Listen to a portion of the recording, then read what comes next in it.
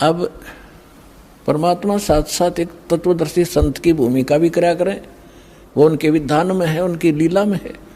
तो ये ज्ञान सुनाया करते थे जो दास आपको बता रहा है कि तीन देव की जो करते भक्ति उनकी को दे ना हो वह मुक्ति।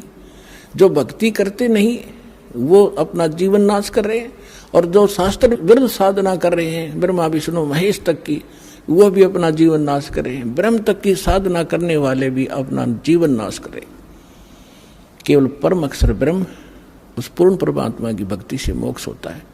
तो इसलिए परमात्मा कहा करते थे, जिस कारण से हमारे धर्मगुरु हिंदू और मुसलमानों के दोनों नाराज हो गए।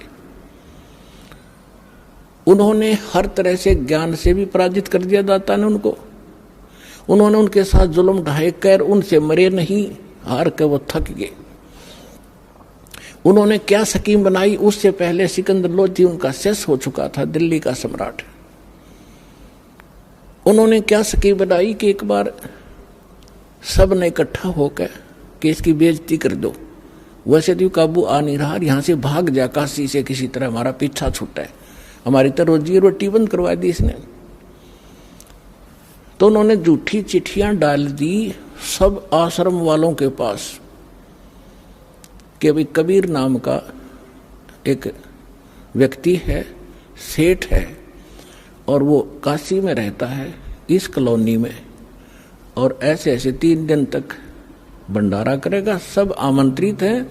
और साथ में एक और लिख दिया कि 1 असरफी यानी 10 ग्राम सोना, और साथ में एक दोहर यानी बहुत बढ़िया कंबल टाइप होता था, पहले दौर बोले आते उससे, वो प्रत्येक खाने के बाद दक्षिणा में दी जाएगी। तो ये साधु संत बेचारे इसे पेट भर होया करते। इन सब चेले श्रृंगार लिए, चलो लुल्ला लंगड़ा था बिठा लिया गया आश्रम में जो बैठा था अंधा काना कि सारे चलो, प्रत्येक खाने के बाद 1 असरफी मिल लेगी, 1 दौर मिल लेगी, और वह अपने जो उनका हेड मुखिया उसके पास जमा होती, फिर वो चीज से उसको देते और बढ़िया भोजन मिलेगा। तो कहते हैं 18 लाख आदमी आगे, ये साधु संत फकीर सारे गिरी पूरी सब मंडलेश्वर। अब सुबह सुबह रविदास जी और कबीर साहब तकरीबन इकट्ठे रहते थे सारा दिन लगभग। तो सुबह सुबह रविदास जी घर से उठे, देखा बाहर मेला भर रहा, भाई पूछा कहाँ से आए हो तुम, कौन हो, क्या फंक्शन है आज तुम्हारा यहाँ इकट्ठा होने का। तो वो बाबा लोग कहते हैं कि काशी वाले तुम कौन सी दुनिया में रहते हो, तुम्हें पता नहीं हम इतनी दूर से आ गए कि यहाँ कबीर नाम का कोई सेठ है, और ऐसी उस कॉलोनी में रहता, जुलाहों वाली कॉलोनी के पास। नीरू का पुत्र है, उसमें पूरी डिटेल बता रहा कि कितने ब्रह्म रह जा किसी गए, और उसने ये भंडारा कर रखा है 3 दिन का, और साथ में ऐसा ऐसा लिखा है, और तुमको पता नहीं बनारस के बनारस में। अब रविदास जी तो समझ गया कि ये किसी ढीठ आदमी की बकवाद है, और आज तो नाश पीट दिया इसने, दुनिया आ गई निरी। रविदास जी पहुंचे परमात्मा वाली झोपड़ी में और कहने लगे महाराज जी आज तो नाश हो गया, काशी छूटेगी।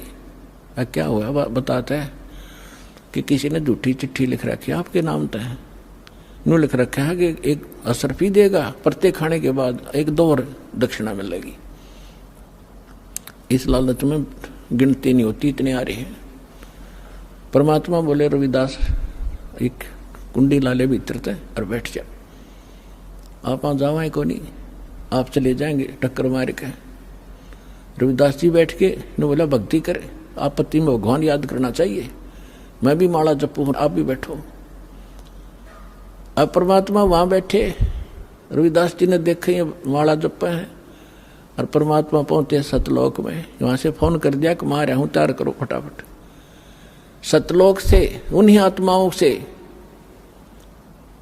9 लाख तो बैल बनाए, और उनके ऊपर बना बना भोजन, जलेबी कचौड़ी पकौड़ी हलवे पूरी, वहां तो सदा नौका नूर है बना बनाया, और लाद के 1 सेकंड में पहुंच गए वहां।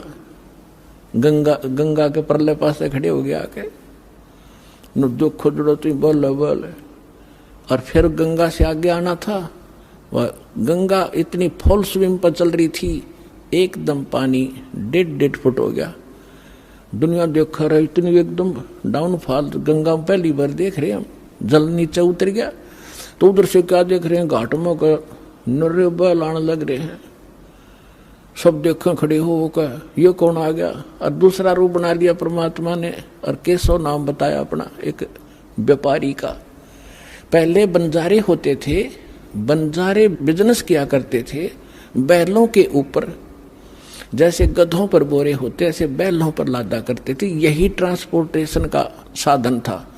आजकल तो ट्रकों से होती है, फिर बैलगाड़ियों से शुरू होगी थी, लेकिन पहले बैलों के ऊपर, जंगलों में रास्ते थे नहीं, जंगलों में से निकाल ले जाते, आगे पीछे बैल लगा के जैसे ऊँट बांध लिया करें। तो उस समय ऐसे बंजारे लोग बिजनेस किया करते थे। किसी मंडी से गुड़ ले आते, उसको वहां बेचते जहां गुड़ नहीं होता था, तो उनको बंजारा बोलते थे। तो केशव नाम बताया और आके उड़े तान दिए तंबू सारे। उनमें कहते गरीबदास जी ने लिखा है कि वहां लड्डू और जलेबियों की नौके पूरा ढेर का ढेर पड़ा, पहाड़ की पहाड़ का ऊंचे ढेर न, बहुत ऊंचा। अब 18 लाख आदमी का भोजन, और कोई पतीला मुताबिक को नहीं। तंबू बिछा कर बढ़िया कपड़े नीचे, और सुंदर तंबू टेंट सुंदर ऐसे चमकीले, धूल भी ना लग गया उनके, कर दिया भंडारा शुरू। उधर से सिकंदर लोधी के पास भी चिट्ठी भेज दी, अगी उसने भगवान मान्य था, आ जाएगा देख लेगा, यू भाग्य पाओगा यहाँ से। सिकंदर लोधी शेख तकी के साथ वहां आ गया, वहां देखा तो जय जयकार हो रही, भंडारा शुरू हो गया। अब शेख तकी की तमाशी मर गई, पेट पकड़ के बैठ गया। उतने सोच कहा था कि आज पता लग जाए सिकंदर लोधी ने, इसने अल्लाह कहा करता यूं। और जब देखा कि ये भंडारा कौन कर रहा, किसी से पूछा तो पता लगा कि यहाँ केशव नाम का व्यक्ति बैठा है। न्यू कहे मैं उसका पगड़ी बदल यार हूँ, कबीर जी का पगड़ी बदल मित्र हूँ। और ये तो राजा ने जो पूछा कि आप कौन हो, कि केशव नाम है मेरा, कबीर साहब आपका क्या लगते हैं, कि मेरा मित्र है वो, पगड़ी बदल यार हूँ मैं उसका। मेरे पास भी एक चिट्ठी गई थी उनकी कि कुछ छोटा सा भंडारा करना है, कुछ सामान लेते आइएगा मित्र। अब वो शेख तकी नो कह रहा, इसने छोटा भंडारा कहेंगे, ये तो बेगन है वह। फिर तो वहीं बैठ गया। फिर सिकंदर लोधी ने तो दर्शन करने थे अपने परमपिता के, तो उससे पूछा कि भगवान कहाँ है, कबीर साहब कहाँ है। केशव से पूछा, केशव ने कहा उनका दास तो बैठा है, उनको क्या आवश्यकता आने की, मौज है, आएंगे जब आ जाएंगे, मर्जी के मालिक है वो। सिकंदर लोधी ने सोचा भाई इतनी दूर आया हूं, पहले दर्शन करूं। उनकी झोंपड़ी पता करके वहां पहुंचे, साथ में अंगरक्षक हाथी पर बैठ कर गए। तो जाके नीचे उतर के सिकंदर लोधी ने दरवाजा खटखटाया। रविदास जी कहने लगे महाराज जी तो आगे दिखे, वो आगे दिखे, वहां से चलकर ढूंढ ली झोंपड़ी अपनी। कबीर साहब बोले बोला मत, पिटन दे कवाड़े ने। तब सिकंदर लोधी ने कहा कि हे भगवान, हे अल्लाह के रूप, दरवाजा खोलो। परमात्मा बोले, वो तो जानते पता था। परमात्मा ने बोला कौन है भाई तू, कि मैं आपका दास हूं, सिकंदर दिल्ली से आया हूं, एक बार दरवाजा खोलो परवरदिगार। परमात्मा बोले नहीं राजन, मैं तो बस इंतजार कर रहा हूं कि कब सूर्य अस्त हो, अपने परिवार ने लेकर भागूंगा यहां से, ये मुझे जीने नहीं दे रहे।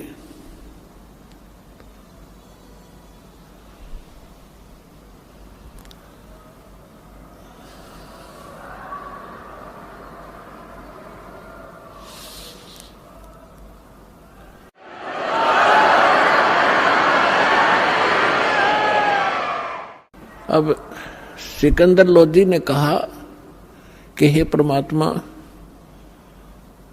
यदि मैं आपसे परिचित ना होता तो आप मुझे भी आज बहका देते। मैं अब आपकी बहकाई में नहीं आ सकता, मैं आपको पहचान चुका हूं, आप अल्लाह अकबर हैं। दास को दर्शन दे दो, वैसे एक बार दरवाजा खोल दो। तब परमात्मा ने कहा रविदास जी खोल दे खिड़की। दरवाजा खोल दिया।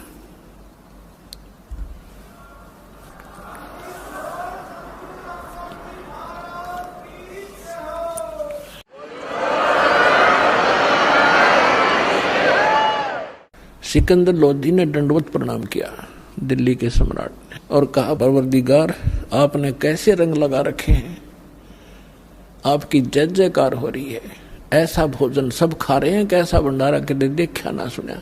आपका मित्र जिसके पास आपने पत्र भेजा था वो बैठे वहां पर, केशव नाम है उसका। परमात्मा वो तो खुद वहां भी बैठे, दो उठौड़ है, एक तू भया एक से दो। सिकंदर लोधी ने कहा, भगवान एक बार दर्शन दो, आपके दर्शनाभिलाषी वहां भक्त श्रद्धालु बैठे हैं, खाना भी खा रहे हैं और ये पूछ रहे हैं वो कबीर कौन है जो इतना गजब का भोजन आहार आज तक देखा ना सुना, और ऐसा समर्थ वो कौन है, 10-10 ग्राम सोना भी दे रहा है और एक कंबल भी दे रहा है प्रत्येक खाने के बाद।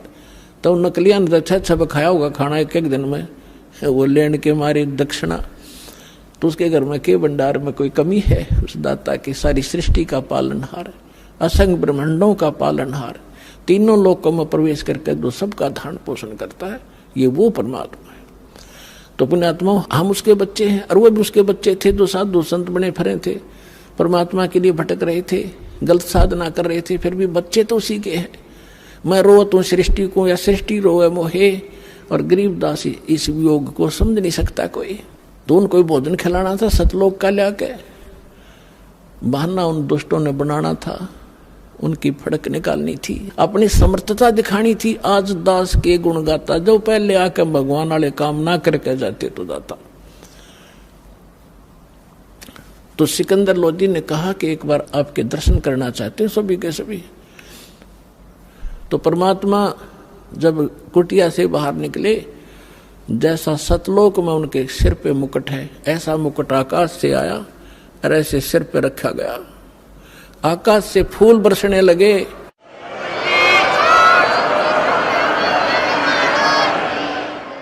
सुंदर मनोहर मुकुट पहन के परमात्मा, और ऊपर से आकाश से फूल बरसने लगे परमात्मा के ऊपर। सिकंदर लोधी ने अपने हाथी पर बैठाया, अपनी अंबारी में, साथ में रविदास जी। कबीर साहब बोले, आजा भाई मित्र तू भी। रविदास जी चंवर कर रहे थे पहले। सिकंदर लोधी ने कहा, भगत जी आप तो डेली सेवा करते हो, दास को भी दे दो। तब सिकंदर लोधी ने चंवर पकड़ा, जैसे आप देखते हो पाठ के ऊपर बच्चे करते हैं, महापुरुषों पर ऐसा ये चंवर किया जाता है। चंवर का मतलब है जैसे माखी माछर बैठे उससे हलाया करें ताकि कपड़ा मारें तो उसका लाग जाए, मर ना जाए। यानी इतनी नम्रता के कारण उसको चंवर को संत के ऊपर डुलाया जाता है। तो सिकंदर लोधी ने चंवर ले लिया, हाथी पर बैठ कर चल दे, चारों गेट खोल दिए उस अलमारी के जो हाथी के ऊपर एक कमरा सा बनाया करते थे। तो सारे देखें जो खाना खा रहे थे, कौन है, कबीर कौन सा है कि वो बैठा जिस पर सिकंदर लोधी चौर करे, दिल्ली का राजा। काशी की बात है ये कि यू है वो कबीर, ये है वो कबीर, सेठ कबीर। वो सेठ है दिखा जो सुंदर मन और पैर रहे ऊपर, सेठ तो वह है ही, कंगाल तो सारा संसार है उसके सामने। तो जब वहां जाकर उतर के हाथी परते, सारे मेले में घूम कर जय जयकार हो रही, जय हो कबीर की, जय हो कबीर जी की। वाह भाई सेठ बड़े मोहन भोजन कराए, बड़े ठाठ हुए, ऐसा सब जय जयकार करें, जो रोटी खाओ हुए गुण गावे। फिर केशव बैठा था जिस टेंट में, वहां से एक सेवादार गया और करबद्ध होकर कहा कि महाराज आपको आपका मित्र याद कर रहा है, केशव। तो सिकंदर लोधी, रविदास जी और परमात्मा उतर के हाथी से नीचे चल पड़े। जब उस टेंट में गए, टेंट को केवल सीलिंग छोड़ दी, ऊपर कर दिया उसको ऐसे। और क्या नीचे एकदम सामने देखते देखते एक सुंदर मनोहर पलंग आया, उसके ऊपर इतने सुंदर गद्दे बिछ गए, इतने बढ़िया, उसके ऊपर एक चद्दर बिछ गई जिसके हीरे मोती लाल जड़े हुए थे। उस पर बैठ के भगवान बीच में जच गए। इत सामने दूसरे रूप में केशव बैठा है और एक रूप में मालिक कबीर रूप में बैठे हैं।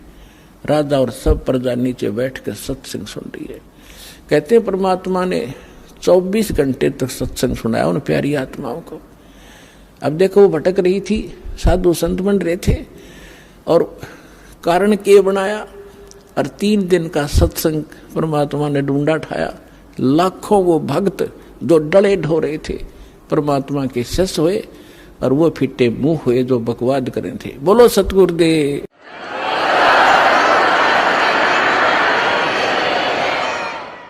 ये बहुत लंबी वार्ता है, कभी फिर समय आने पर। अभी तो दास आपको सदग्रंथों से ये प्रूव कर रहा था कि भगवान कौन है। जब आपको, जैसे पहले आप सेट हो रहे थे, कृष्ण जी भगवान, श्री रामचंद्र जी भगवान, शंकर जी भगवान, गणेश जी भगवान, तो आपको कोई भी किस उनकी कथा कहीं खड़ा होकर सुनावा था तो आप सारे शांत होते थे और स्वीकार होती थी, सब कुछ सही मानते थे, तो नो प्रॉब्लम थी। और जब इस दास ने यह यथार्थ कथा शुरू की तो कितना विरोध हुआ। कहता दास जान या मेरे साथ उस समय से संघर्ष करते हुए आपके भाई बहन चल रहे हैं या वो जानते हैं, आप तक हम कैसे ही संदेश को पहुंचा पाए। जेल तक जाना पड़ा, 36 मुकदमे झूठे कर रखे हमारे ऊपर, लेकिन मालिक साथ है, एक दिन सब फिट्टे मुंह हो जाएंगे और सच्चाई ऊपर आओगी।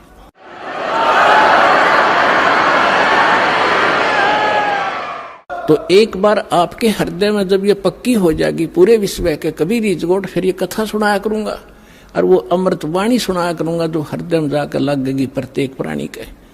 अभी इतना समय नहीं मिलता क्योंकि इसमें बहुत प्रकार के पॉइंट भी बताने पड़ते हैं, फाउल पॉइंट भी बताने पड़ते हैं, और पहली कक्षा का बालक भी पहले दिन आता उस वाला भी सत्संग साथ सुनाना पड़ता है। तो जिस करके ये थोड़ा सा समय कम मिलता है। फिर क्या होता है, शेख तकी कहते हैं नीच आत्मा तो नीचा भाषा रखता है। अब कई बार क्या कहते हैं, जो घना निकम्मा आदमी होता है वो किसी की बड़ाई नहीं कर सकता, नीच व्यक्ति बुराई तो कर सकता है। एक तो होता है यज्ञ जोनार, यज्ञ करते हैं जो बड़ी खुशी में, किसी का लड़का हो गया घने वर्षों के बाद, उसके कहते हैं यज्ञ करी उसने जग, और भाई दिल खोल का पैसा लाया उसके दादा ने, इतना घी और जलेबी और लड्डू सारे, उसको कहते हैं खुशी में की हुई जगजोनार। और एक होता महोत्सव, महोत्सव वो होता है जैसे किसी ने बता दिया कि तुम्हारे पिता का मर गया, दादा या पिता, उसका तुम ऐसा करना पड़ेगा, इतने कपड़े और इतने पंडित जमाने पड़ेंगे, तो उसमें वो दुखी से होकर फॉर्मेलिटी से कराया करें। 10 ब्राह्मण जमाने हैं, 10 के अंगूठे से टूटे फूटे से ला रहे कति बिल्कुल सस्ते से, उनके उतने जूते और कपड़े वो फॉर्मेलिटी करते हैं, उसको कहा कर महोत्सव, जो कति दिल तोड़ के काम कराया जा। तो यहाँ शेख तकी क्या कहता है कि इसे भंडारे हम 100 कर दें, इसने क्या नाराय कर दिया।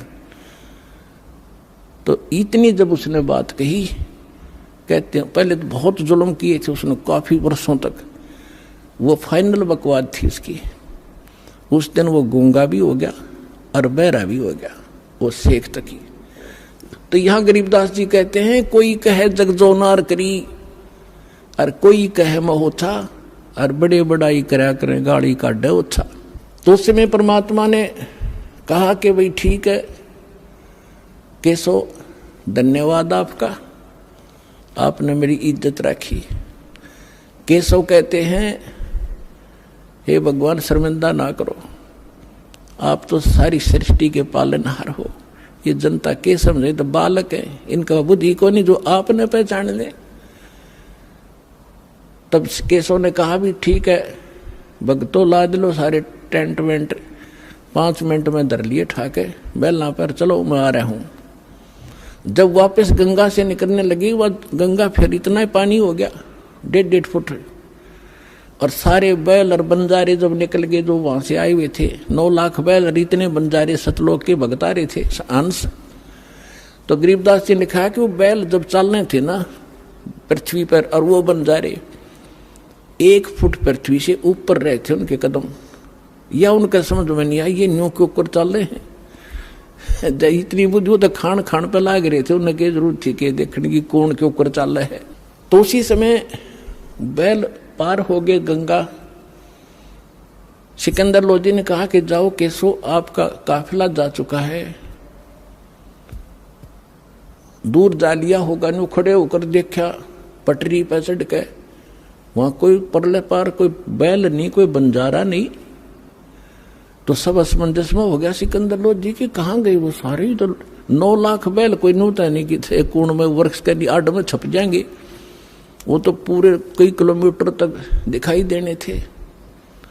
इतना सोच ही रहा था तो कबीर साहब कहने लगे चले गए जहां से आए थे। उधर से वो केसो उनके सामने दूसरा रूप परमात्मा के अंदर समा गया, एक कबीर साहब रह गए। बोलो सतगुरुदेव।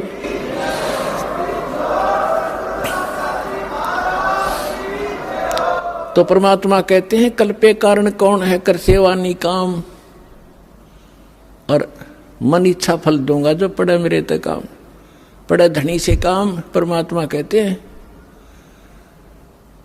साईं इतना दीजियो जा मैं कुटुंब समावे, हम भी भूखे न रहे अतिथि न भूखा जावे। भगवान से मांगने का तरीका बताया परमात्मा ने कि घना मत मांगया करो, इतना मांगो कि परमात्मा हम भी भूखे ना रहे और द्वार पर कोई अतिथि आ जाओ भूखा ना जा, इतना जरूर दास को देना।